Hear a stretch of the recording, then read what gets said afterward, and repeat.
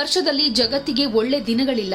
ಜಗತ್ತಿನ ಪ್ರಭಾವಿ ಸಂತರೊಬ್ಬರು ಹಾಗೂ ಪ್ರಧಾನಿಗಳಿಬ್ಬರು ಸಾವಿಗೀಡಾಗೋ ಲಕ್ಷಣಗಳಿದೆ ಅಂತ ಕೋಡಿ ಮಠದ ಡಾಕ್ಟರ್ ಶಿವಾನಂದ ಶಿವಯೋಗಿ ರಾಜೇಂದ್ರ ಸ್ವಾಮೀಜಿ ಭವಿಷ್ಯ ನುಡಿದಿದ್ದಾರೆ. ಶುಕ್ರವಾರ ಮಾತನಾಡಿರುವ ಅವರು 2024ರಲ್ಲಿ ಅಕಾಲಿಕ ಮಳೆ, ಭೂಕಂಪ, ಜಲಕಂಟಕ, ಅಣು ಬಾಂಬ್ ಸ್ಫೋಟದಂತಹ ಸನ್ನಿವೇಶ ಹಾಗೆ ಯುದ್ಧದ ಭೀತಿಯಿಂದ ಜಗತ್ತು ತಲ್ಲಣಗೊಳ್ಳುವಂತಹ ಸ್ಥಿತಿ ನಿರ್ಮಾಣವಾಗುತ್ತೆ ಅಂತ ಹೇಳಿದ್ದಾರೆ. ಭಾರತೀಯರು ದೇವರು, ಧರ್ಮ, ಸತ್ಯ, ನಂಬಿಕೆ ವಿಚಾರದಲ್ಲಿ ಪ್ರಬುದ್ಧರಾಗಿದ್ದಾರೆ. ದೇಶದ ಅನೇಕ ಕಡೆಗಳಲ್ಲಿ ದೈವಾಂಶ ಸಂಭೂತರ ಹೆಸರಿನಲ್ಲಿ ದೇವಸ್ಥಾನ, ಗುಡಿ ಗೋಪುರಗಳನ್ನು ನಿರ್ಮಿಸಿ ಸ್ಮರಣೆ ಮಾಡೋದು ಸಾಮಾನ್ಯವಾಗಿದೆ.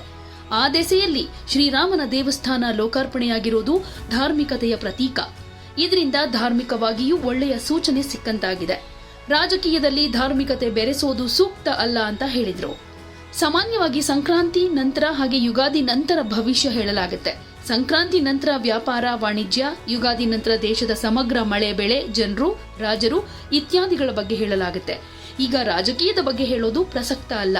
ಯುಗಾದಿ ನಂತರ ರಾಜಕೀಯದಲ್ಲಾಗುವ ಬದಲಾವಣೆಗಳ ಬಗ್ಗೆ ಭವಿಷ್ಯ ಹೇಳೋದಕ್ಕೆ ಸಾಧ್ಯವಾಗುತ್ತೆ ಅಂತ ಹೇಳಿದ್ದಾರೆ.